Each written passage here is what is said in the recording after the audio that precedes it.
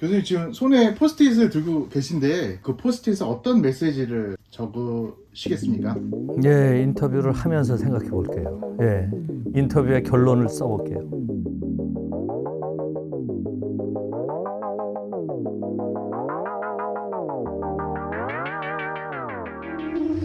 대한민국이 지금 불평등하다라는 건 지금 많은 사람들이 느끼고 있고 또 알고 있는데요.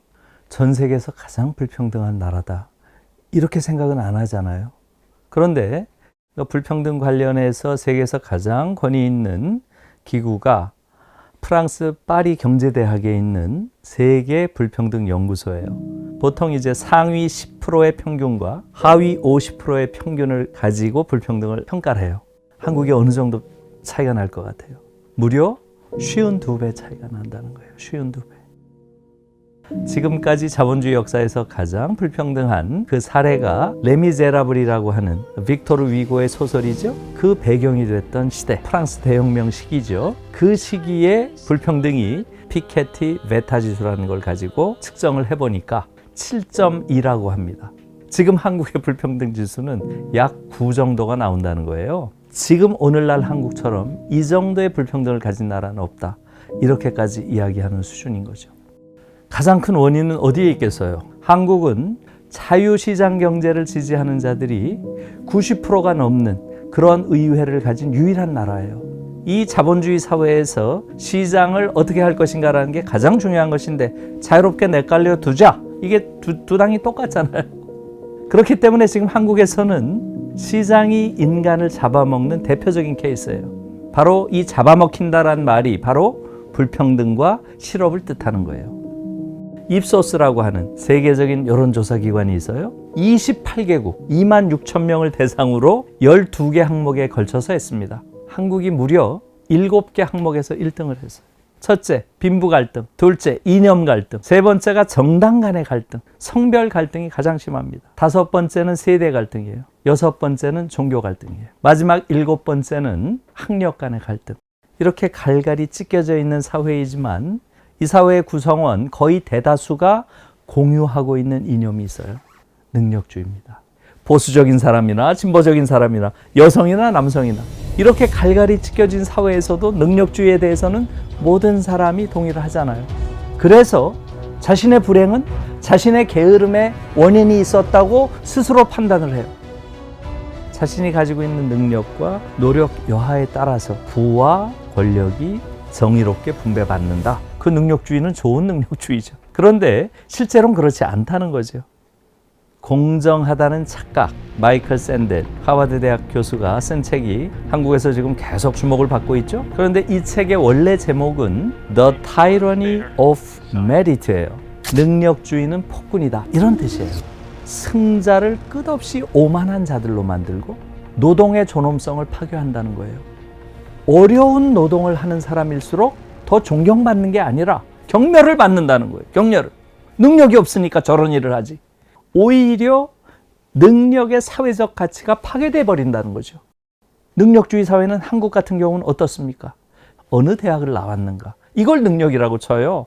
만약에 그게 그렇다면 재능과 노력에 의해서 학력이 결정되는가? 그런데 그렇지 않다는 거죠.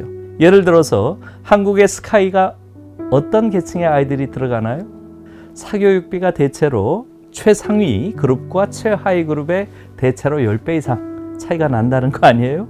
주머니의 지갑, 부의 부피에 따라서 정확하게 비례한다는 거예요. 그러면 그런 기울어진 운동장에서 과연 어떤 것이 올바른 능력이죠?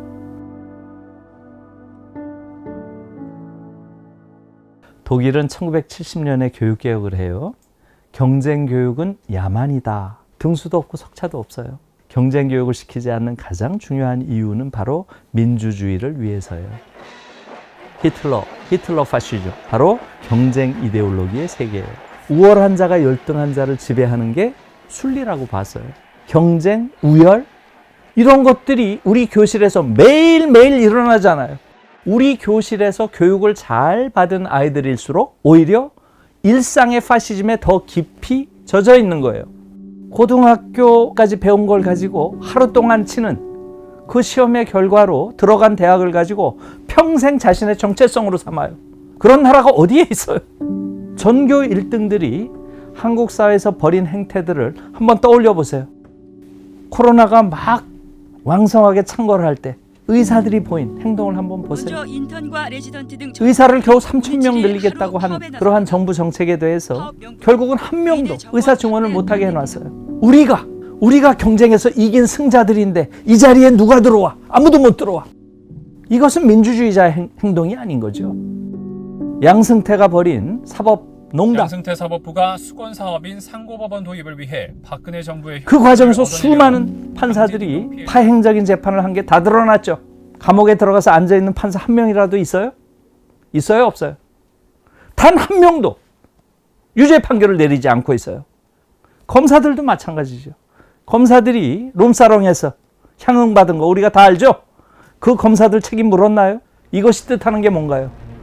한국 사회의 전교 1등들이 벌인 이러한 행태들은 우리 교육이 얼마나 잘못된 그러한 오만한 파시스트들을 길러냈느냐 하는 것을 보여주는 겁니다. 너무 저를 혼내는 것 같아요. 예. 지금 대한민국은 과거의 식민지도 아니고요. 과거의 빈곤국가도 아니고요.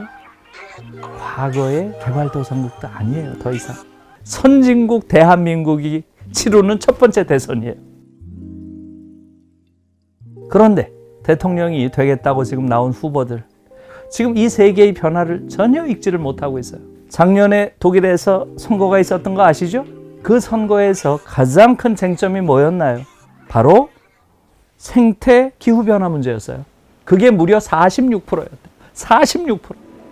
미래 세대가 살아갈 이 지구를 더 이상 망가뜨려서는 그들이 살 수 없다. 그런데 지금 지금 대통령 선거 한번 보세요. 지금 젊은이들이 살아갈 이 미래의 지구, 여기에 대해서 걱정하는 사람이 있나요? 본 적 있어요? 신경 쓰는 정치인이 하나도 없어요. 저는 그래서 젊은 아이들에게 그 말을 합니다. 여러분들이 지금 절대로 해서는 안 되는 것은 어른들을 믿는 것이다. 특히 한국의 어른들은 믿지 마라. 한국의 어른들은 여러분들 미래에 관심이 없다.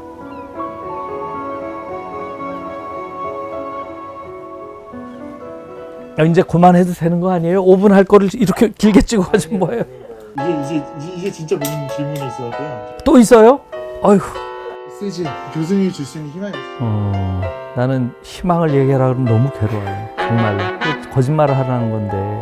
진짜 마지막으로. 또 있어요? 아니 아까 그 동안에도 힘들었는데 최근에 무슨 절망적인 최근에 봤던 가장 절망적인 뉴스는